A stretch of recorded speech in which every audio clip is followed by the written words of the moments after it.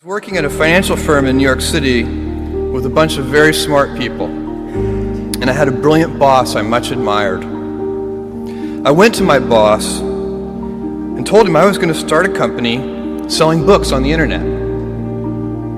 He took me on a long walk in Central Park, listened carefully to me, and finally said, "That sounds like a really good idea, but it would be an even better idea for someone who didn't already have a good job. You can have a job, or you can have a career, or you can have a calling. And if you can somehow figure out how to have a calling, you have hit the jackpot, because that's the big deal." I met Jeff Bezos 25 years ago, and he told me, "Dave, I want you to invest in my company." "What are you doing?" "I'm going to start a bookstore in my garage." "Okay, and I'm going to put it online. People will buy online, and I'm going to ship out of my garage. But if you invest in me, Dave, someday I'm going to be the richest man in the world. I'll do over $100 billion. First of all, there was no such thing as $100 billion 25 years ago. Statistically, there's no such thing. Countries didn't have 100. Our national debt wasn't $100 billion. And this dude's telling me at 26 years old that he's going to be the richest man in the world because he has a garage and the internet?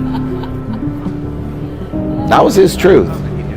No, but he did not know it, and neither did I. But the difference between him and I is I was laughing, scoffing, and jesting at him, and he was already applauding himself, going, at the right way, at the perfect time, I'm going to make as much as I can as quickly. And I'm sitting there going, there's no way this is going to be a big business.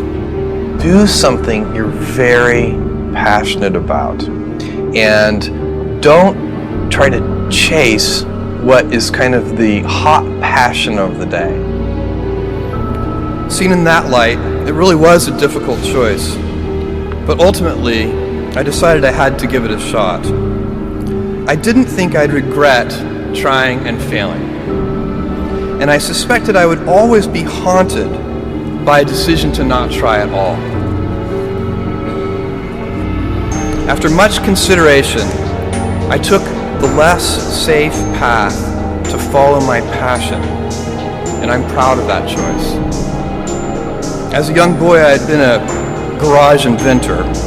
I'd invented an automatic gate closer out of cement-filled tires, a solar cooker that didn't work very well out of an umbrella and aluminum foil, baking pan alarms to entrap my siblings. I'd always wanted to be an inventor, and she wanted me to follow my passion. There's a military phrase that I especially love, and it says, "Slow is smooth and smooth is fast."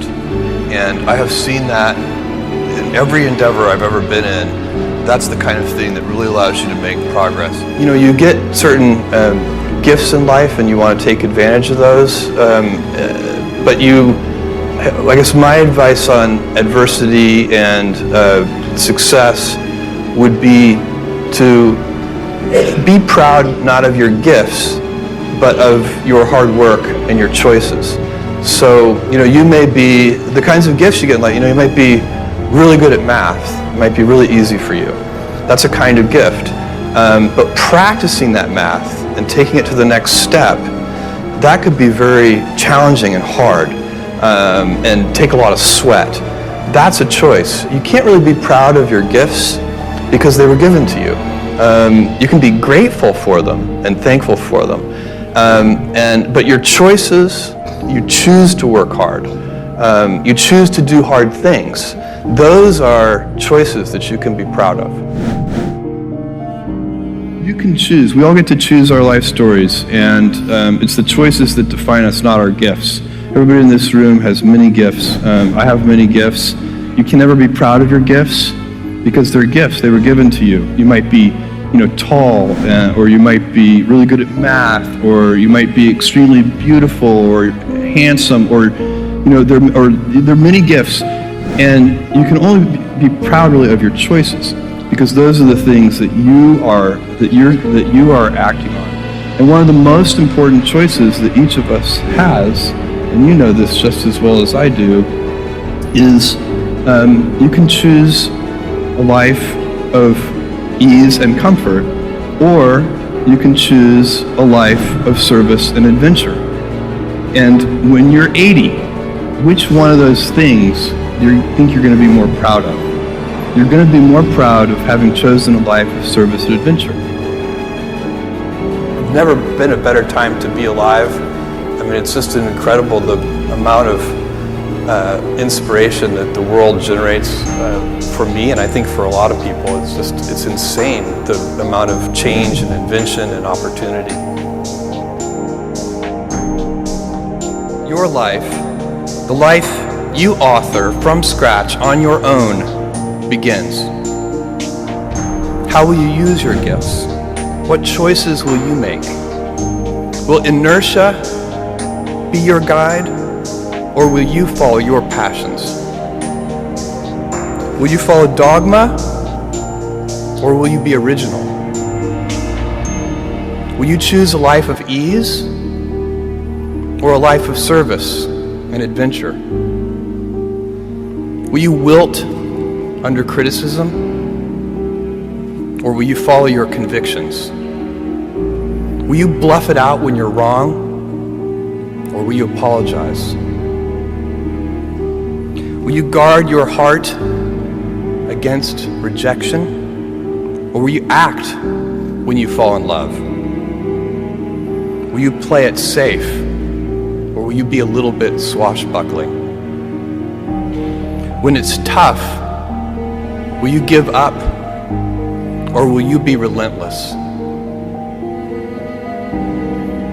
Will you be a cynic, or will you be a builder?